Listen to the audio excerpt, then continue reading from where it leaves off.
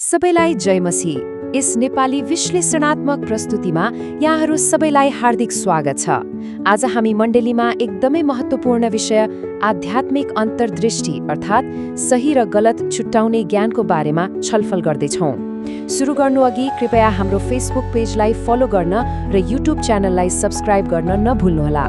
ल अब ढिला नगरी सिधै विषयवस्तुमा प्रवेश गरौँ है त। आजको यस प्रस्तुतिको रूपरेखा यस्तो छ। पहिलो, समस्या र आजको सन्दर्भ। दोस्रो, गलत र झुठा शिक्षा। तेस्रो, फरक कसरी छुट्याउने। चौथो, नेपालको सन्दर्भमा केही उदाहरण। पाँचौं, प्रवचन छलफल समूहको महत्त्व र अन्त्यमा व्यवहारिक समाधान र निष्कर्ष। ल अब सुरु गरौँ भाग 1बाट, समस्या र आजको सन्दर्भ। वर्तमान समयमा आध्यात्मिक स्पष्टता पाउन किन यति गाह्रो भइरहेको छ त्यो यथार्थ बुझ्न नितान्त आवश्यक छ। साँच्चै भन्नुपर्दा हाम्रा मण्डलीहरूमा भ्रम सृजना गर्ने 3 प्रमुख आधुनिक दबावहरू छन्। ती हुन् बाइबलीय निरक्षरता, सेलिब्रिटी संस्कृति र सांस्कृतिक दबाव। एकछिन सोचौँ त, जब हामीसँग बाइबलको गहिरो ज्ञान हुँदैन र हामी अगुवाहरूलाई कुनै चलचित्रको सेलिब्रिटी जस्तो मान्न थाल्छौँ नि, तब बाहिरी समाजको सांस्कृतिक दबावले हामीलाई कति सजिलै अलमलमा पार्न सक्छ। यो त भ्रमको बिउ रोप्ने सबैभन्दा खतरनाक र मलिलो माटो जस्तै हो। अब लागौँ भाग 2 तर्फ, गलत र झुटा शिक्षा। एउटा महत्त्वपूर्ण कुरा बुझ्दा हामीलाई धेरै ठूलो राहत मिल्न सक्छ। त्यो के भने, बाइबलीय सन्दर्भमा हुने सबै त्रुटिहरू एकै प्रकारका हुँदैनन्। यहाँ सबैभन्दा मुख्य कुरा भनेको गलत शिक्षालाई बुझ्नु हो। धेरैजसो अवस्थामा यो कुनै खराब नियतले दिएको हुँदैन, बरु उचित तालिम वा ज्ञानको अभावले गर्दा हुने एउटा इमानदार गल्ती मात्र हो। जस्तै बाइबलमा अपोल्लोसको कथालाई नै हेरौँ न। उनले एकदमै उत्साहका साथ प्रचार त गरे, तर उनको बुझाइमा अलिकति कमी थियो, जसलाई पछि सच्याइयो। यस्तो अवस्थामा हामीले सजाय होइन, अनुग्रह र मार्गदर्शन दिनुपर्छ, होइन त? तर यसको ठिक विपरीत झुटा शिक्षा भनेको चाहिँ पुरै फरक कुरा हो। यो जानाजानी र नियतवश दिइने शिक्षा हो। यसले सुसमाचारको मूल सन्देशलाई नै बङ्ग्याउने र मानिसहरूलाई आध्यात्मिक रूपमा धोका दिने काम गर्छ। यो अज्ञानताले होइन, तर स्पष्ट गलत मनसायले प्रेरित हुन्छ। र हो, ठ्याक्कै यही कारणले गर्दा आध्यात्मिक अन्तर्दृष्टि अर्थात् सही र गलत छुट्याउने ज्ञान हाम्रो आत्मिक सुरक्षाको लागि एकदमै अनिवार्य छ।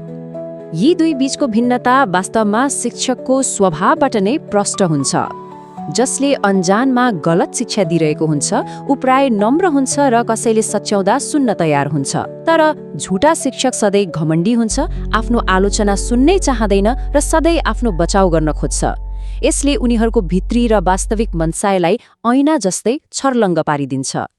यसपछि पालो आउँछ भाग 3 को, फरक कसरी छुट्याउने। यी शब्दहरूलाई परिभाषित त गर्यौं, तर अब हामीले सोध्नै पर्ने हुन्छ, हामीले सुनिरहेको शिक्षा सही छ कि छैन भनेर जाँच्ने व्यावहारिक उपायहरू के हुन् त? मत्ती 7 अध्यायमा आधारित बाइबलीय फलको जाँचलाई हेरौँ। यसले हामीलाई सधैँ सम्झाउँछ कि साँचो चरित्र र पारदर्शिता बाहिरी आकर्षण वा मिठो बोलीभन्दा कैयौं गुणा महत्त्वपूर्ण हुन्छ। के त्यो शिक्षकको जीवनमा पवित्र आत्माको फल साँच्चीकै देखिन्छ, वा यो केवल मञ्चमा देखिने एउटा बाहिरी चमक मात्र हो? यो कुरा निकै महत्त्वपूर्ण छ। यसले एउटा अर्को गहिरो प्रश्न पनि खडा गर्छ, जसलाई हामीले सुसमाचार केन्द्रित फिल्टर भन्न सक्छौँ। के उक्त शिक्षा येशू ख्रीष्टले क्रुसमा सिद्ध गर्नुभएको कार्यमा केन्द्रित छ, वा यसले मानिसको आफ्नै प्रयास र कुनै पास्टर वा अगुवाको महिमालाई जोड दिन्छ? याद राखौँ, साँचो शिक्षाले सधैँ र केवल येशूलाई केन्द्रमा राख्छ। अब अगाडि बढौँ भाग 4 तर्फ, नेपालको सन्दर्भमा केही उदाहरण। यी सिद्धान्तहरू नेपाली क्रिस्चियन समुदायको वास्तविकतासँग कसरी जोडिन्छन्, आउनुहोस् हेरौँ। हाम्रा आफ्नै स्थानीय परिदृश्यहरूलाई हेर्ने हो भने कुनै शिक्षा कहिले सामान्य गलत बुझाइबाट तर्केर जानाजानी गरिने धोकामा परिणत हुन्छ भन्ने कुरा तुरुन्तै चिन्न सकिन्छ।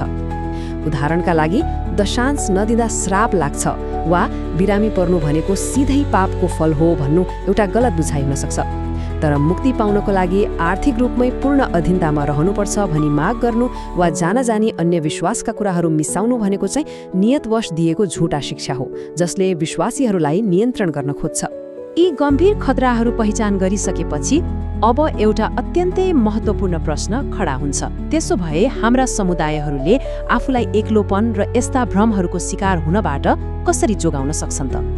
र यही प्रश्नले हामीलाई डोर्याउँछ भाग 5 मा प्रवचन छलफल समूहको महत्त्व। यसले स्थानीय मण्डली र सामूहिक सुरक्षाको कति धेरै महत्त्व छ भन्ने कुरा प्रश्न पार्छ। साँच्चै भन्नुपर्दा प्रवचन छलफल समूह मण्डलीको अन्तिम सुरक्षा कवच हो। जब हामी एक्लै हुन्छौँ नि, झुटा शिक्षाहरूले सजिलै जरा गाड्न सक्छन्। तर सँगै बसेर खुला रूपमा वचनमाथि छलफल गर्दा भ्रमका ठूला ठूला पर्खालहरू भत्किन्छन्। एकअर्काका प्रश्नहरू सुन्दा र सँगै बाइबल खोल्दा सही र गलत छुट्याउने काम कुनै एक व्यक्तिको मात्र नभएर सम्पूर्ण समुदायको साझा जिम्मेवारी बन्न पुग्छ। यसरी हामी एक्लोपनबाट पनि बच्छौँ। अब हामी प्रस्तुतिको अन्तिम खण्डमा आइपुगेका छौँ। भाग 6 व्यावहारिक समाधान र निष्कर्ष। एउटा स्वस्थ र बाइबलीय वातावरण निर्माण गर्न हामीले अपनाउन सक्ने विशिष्ट कार्यहरू के हुन् त? यी 5 व्यावहारिक कदमहरू सक्रिय रूपमा पालना गरेर मण्डलीमा सत्यको एउटा स्वस्थ संस्कृति कायम गर्न सकिन्छ। सधैँ व्यक्तिगत अध्ययनबाट सुरु गरौँ। यदि केही कुरा चित्त बुझेन भने मण्डलीमा विभाजन नल्याइकन आदरपूर्वक प्रश्न गर्न सिकौँ। उचित प्रतिक्रिया दिनु, सही शिक्षाको अभ्यास गर्नु र जवाफदेहिता खोज्नु अत्यन्तै जरुरी छ। एउटा कुरा सधैँ याद राखौँ, अगुवाहरूसँग जवाफदेहिता माग्नु भनेको कुनै विद्रोह होइन है, यो त मण्डलीप्रतिको साँचो प्रेम र चासो हो। आजको यस प्रस्तुतिलाई यो अन्तिम विचारसँगै टुङ्ग्याउँ। हामीले साँचो र इमानदार गल्तीहरू गर्नेहरूका लागि सधैँ अनुग्रह प्रदान गर्नुपर्छ, तर सुसमाचारलाई बङ्ग्याउने झुटा शिक्षा विरुद्ध भने एकदमै सतर्क रहनुपर्छ। कि हामी अन्धो बनेर पछि लाग्नेछौँ वा सत्यको खोजीमा एकसाथ उभिनेछौँ? विचार गरौँ है त। यो प्रस्तुति हेर्नुभएकोमा यहाँहरू सबैलाई धेरै धेरै धन्यवाद।